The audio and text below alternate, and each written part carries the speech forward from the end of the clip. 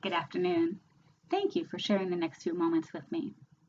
My name is Jeanette Klein, and I'm going to share a story with you. The story of an event that changed my life.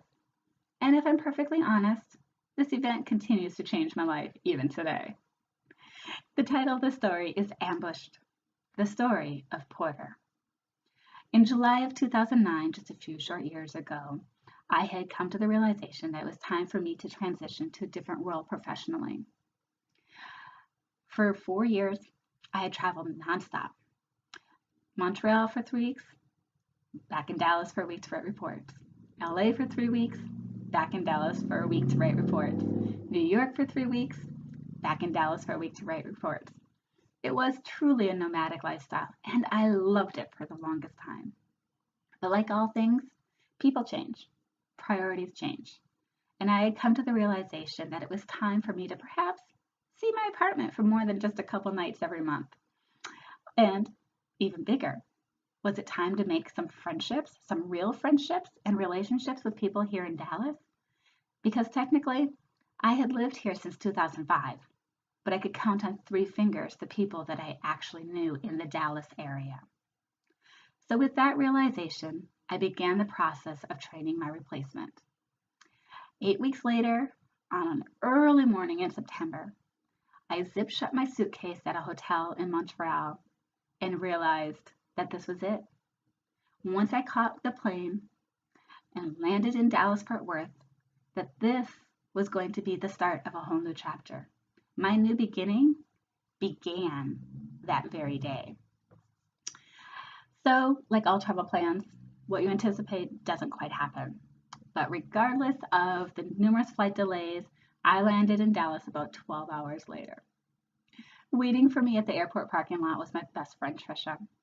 She bundled me into the truck, handed me a bottle of water, and said, "Breathe. I've got it from here. Don't worry, relax." And I took her at her word. As she pulled out of the airport parking lot and headed in the direction we needed to go back to Dallas, I closed my eyes and, lulled by the sound of the tires on the road, fell asleep. A little while later, I felt the truck stop. I opened my eyes and looked around, completely bewildered. I had no idea where I was at. Nothing looked familiar. This was completely foreign to me. Trisha looked at me and said, "Don't freak out." In my mind, I'm thinking, too late, already there. I wanted to be home in my bed. I'm exhausted. I'm frazzled. I had reached the end of my rope. She said, "You wanted this." I said, "Trisha, what do I want?" I want my bed." And Trisha's like, No. You've been asking for this for the longest time. You want this." I said, "Trisha, what do I want?" And she's like, "Today's the day." I'm like, "Oh, the day for what?" She's like, "Today is the day you get a dog." No, absolutely not. No way. I have not researched dogs. I'm tired. I'm frazzled. I'm a literal hot mess. And it's just too much. Well, Trisha has the car keys, so until she's ready to leave, I can't leave. We walk into SPCA Dallas, and then a whole day of puppy shopping begins. We looked at big dogs. We looked at Great Pyrenees. We looked at Great Danes. We looked at Labs. We looked at little dogs. We looked at Chihuahuas. We looked at Dachshunds. We looked at actual Chihuahuas. We looked at medium-sized dogs like Golden Retrievers and Labs. We looked at senior dogs. We looked at regular adult dogs. We looked at puppies. Nothing was calling out to me. I was just done. I was tired. I wanted to go home. I missed my bed. All I wanted was to sleep for about 24 hours and then perhaps deal with the world. Having finally convinced Trisha of my absolute sincerity that today was not going to be the day I got a dog, we headed for the doors. As we walked towards the doors, though, she stopped and she said, "Just one more?" I'm like, "Fine."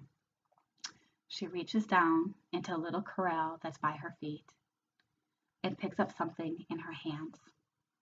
It's a little bundle of fur, chocolate brown, and little chocolate brown eyes. My heart melted. And that was it. So that day was the day that I got a dog. That was the day that Porter looked at me and I looked at him. And while some people have relationships that start when you see a handsome person across the crowded room, mine was a relationship that started when I looked in a pair of chocolate brown eyes.